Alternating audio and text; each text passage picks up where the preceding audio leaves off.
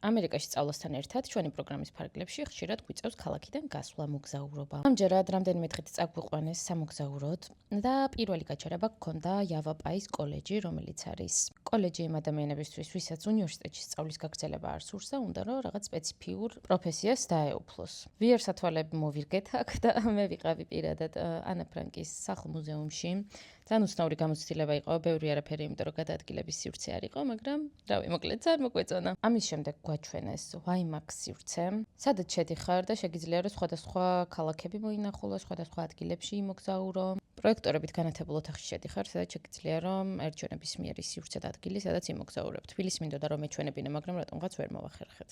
ეს დღე ვიცოდი რომ სრულიად დატვირთული იქნებოდა და ეგრეც მოხდა, ლანჩზე წაგვიყვანეს, აქაური ლანჩი მოგეხსენებათ, ძირითადად ბურგერი და ფრი არის. და ამის შემდეგ უკვე გავბოდიალდით და მუზეუმში ვისეირნეთ და გიდთან ერთად პატარა ტური გვქონდა, სადაც გვაჩვენეს როგორ ცხოვრობდნენ წარსულში ამერიკელები. მოკლედ ამ ყველაფრის მერე დაიწყო ყველაზე აღმაფრთოვანებელი და მნიშვნელოვანი ნაწილი, რაც იყო რომ ბარი ზონაში თუ ბერი ზონაში ვიყავით. ბერი ზონა არის ადგილი, სადაც საშუს ყიდულობ და შეგიძლია მანქანით შეხვიდე და იარო სხვადასხვა მონაკვეთებში, სადაც ნახავ ამერიკის ბუნებისთვის დამახასიათებელ ცხოველებს, რომლებიც ამ გარემოში ცხოვრობენ. ები ვნახეთ, ბიზონები ვნახეთ, ირმები ვნახეთ, დათვები ვნახეთ. ძალიან საინტერესო იყო სხვათა შორის და ძალიან ლამაზი და ასევე კარგი იყო იმის ნახვა, რომ ეს ცხოველები უბრალოდ სადღაც გალიაში გამოკეტილი არ ყავდათ. ერთ-ერთი ნაწილი ბერიზონასი უკვე არის რაღაცა ღია ტიპის ზოოპარკი, სადაც ყავთ ეს ცხოველები. მაგრამ ყველა ეს ცხოველი, როგორც გავარკვიე, არის საიდანღაც მოყვანილი და გადარჩენილი